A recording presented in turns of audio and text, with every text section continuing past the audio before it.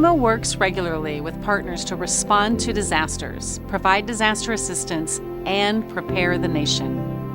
Our voluntary and faith-based organizations are critical lifelines to communities. They are on the front lines, providing resources and services that improve communities each and every day. Many of our organizations are responding concurrently from the East Coast to the West Coast, supporting communities affected by disasters, to serve disaster survivors more efficiently and faster than we've ever been able to before.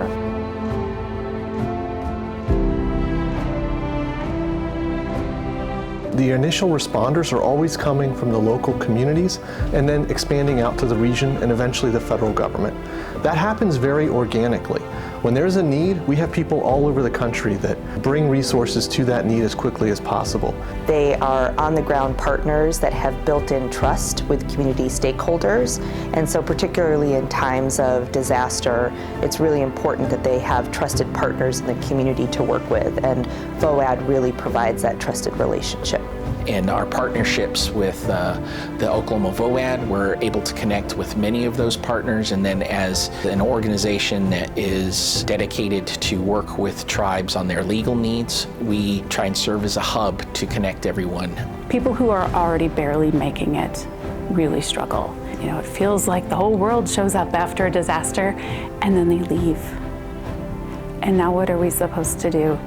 And so that's a place where we feel really strongly as Lutheran Disaster Response that we need to stay and walk with the community as long as they will have us with them.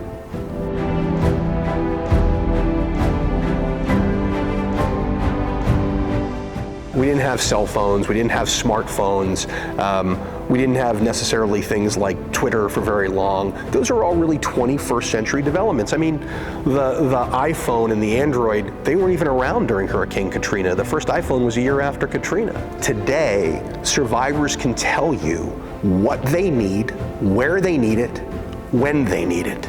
To best deliver from within our capacity, we have to have accurate and good information so that we can respond accordingly. When we team up with NVOAD and FEMA, we try to send in our doctors and other medical professionals to help them with whatever they need for that matter. We're asking a lot of questions. We're saying, you know, like, what's the community you're serving? What is the size of the community? What are the products that you need? But it allows us to be very mindful and specific on what we send to that community, so there's no waste.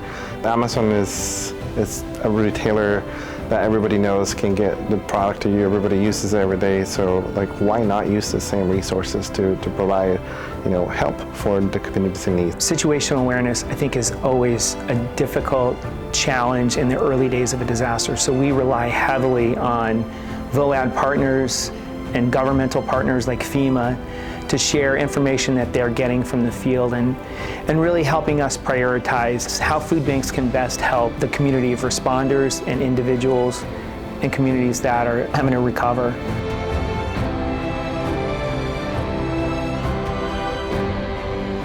Part of how you avoid burnout is recognizing that it's not just you and that you're working with a lot of people and reaching out to them and asking, hey, what can I do to help you?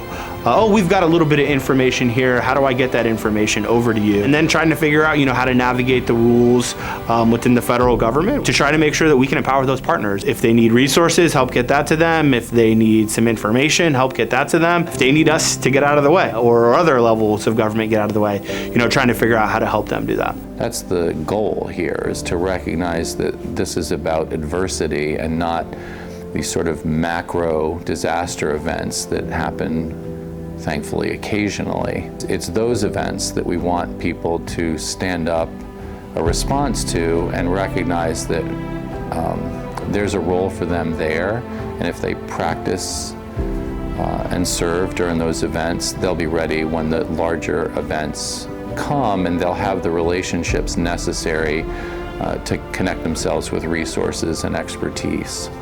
With the coordination and with being able to have that constant contact with our partners and to be able to share information real time, it's a tremendous help to be able to direct our services in a timely manner. We go from a service delivery of weeks now to days and even hours, delivering that connectivity to a survivor in a shelter so that way they can get online to let folks know that they're okay, or the local fire department to be able to, you know, receive calls or those types of things. You know, having that coordination and working with our partners is it means so much.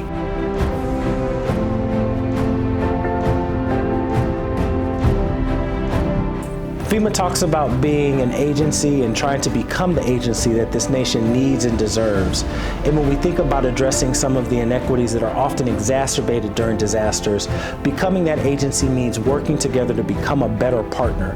Being a better partner is about streamlining our programs. It's about retooling some of the guidelines that we have. It's about taking a second look at opportunities to make sure that we're doing everything we can to best serve disaster survivors. I think that's one of the beautiful values that we are trying to share with the people, because when the disasters arrive, the disaster impact everyone in one way or another. We are humans. Everyone wants the same. We want to serve the best that we can to the survivors. We are so grateful to our partners. Without them, FEMA would not be able to accomplish the crucial work we do to help communities prepare and respond to disasters.